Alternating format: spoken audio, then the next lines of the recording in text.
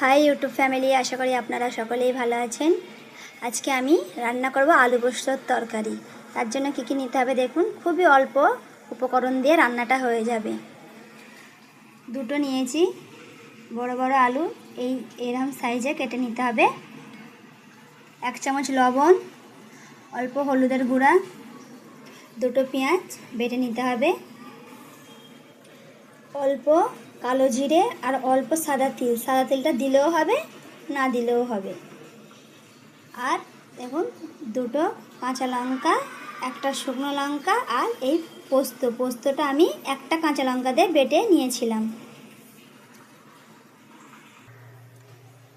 রান্নার জন্য তেল তো লাগবেই, আমি তার জন্য এখানে সর্ষের তেলই ব্যবহার করেছি।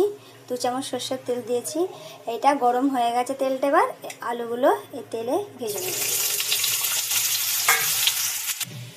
আলুটা ভাজা হয়ে গেছে, এবার এটা এক সাইডে তুলে রেখে দেবো। এই তেলেই দিয়ে দেবো শুকনো লঙ্কা,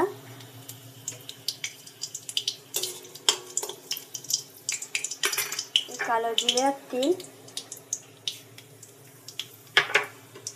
একটু হালকা সেন্ট বেরোবে তখন পেঁয়াজ বাটাটা দিয়ে দেবো। পেঁয়াজ বাটা,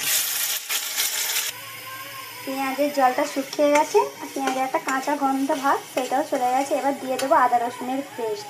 আমি ওইখানে বলতে ভুলে গিয়েছিলাম, আমারও মনে ছিল না, এই জন্য এখন মনে করতে আপনাদেরকে বলে দিলাম। এই দেখুন 1 চামচ আদা রসুনের পেস্ট। 2 মিনিট এইভাবে কষিয়ে নেব। হালকা হালকা তেল দেখুন ছেড়ে দিয়েছে। এবার দিয়ে দেবো পোস্ত বাটা, দিয়ে এরপর 1 মিনিট এইভাবে কষিয়ে নেব। লবণ, হলুদের গুঁড়া, অল্প জল দিয়ে আরও ভালো করে একটু কষিয়ে নেব। ওই পোস্ত বাটেছিলাম যে শিলনোড়াতে, ওইটাই ধুয়ে জলটা দিয়েছি। এবার দিয়ে দেবো আলু ভাজাগুলো, দিয়ে আরও 1 মিনিট ভালো করে মশলার সঙ্গে কষিয়ে নেব। হয়ে গেছে, এবার দিয়ে দেবো অল্প জল,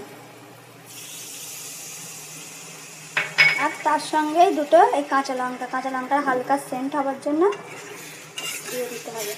3 মিনিট এইভাবে গ্যাসেরটা আস্তে করে দেবো, দিয়ে 3 মিনিট এইভাবে ঢাকনা চাপা দিয়ে বন্ধ করে সিদ্ধ করে নেবো আলুগুলো। রান্না হয়ে গেছে। রান্নাটা ঠিক এই ধরনেরই হবে, বেশি ঝোল রাখলে ভালো লাগবে না। হ্যাঁ, আমি এখানে ঝালটা কমই রেখেছি, বাড়িতে বাচ্চারা খাবে বলে। আপনারা ঝাল লবণটা আপনাদের হিসাবে দেবেন। আপনারা অবশ্যই বাড়িতে এভাবে একবার রান্না করে খেয়ে দেখবেন। যদি ভালো লাগে আমার ভিডিওটা, অবশ্যই লাইক এবং সাবস্ক্রাইব করবেন। Thank you.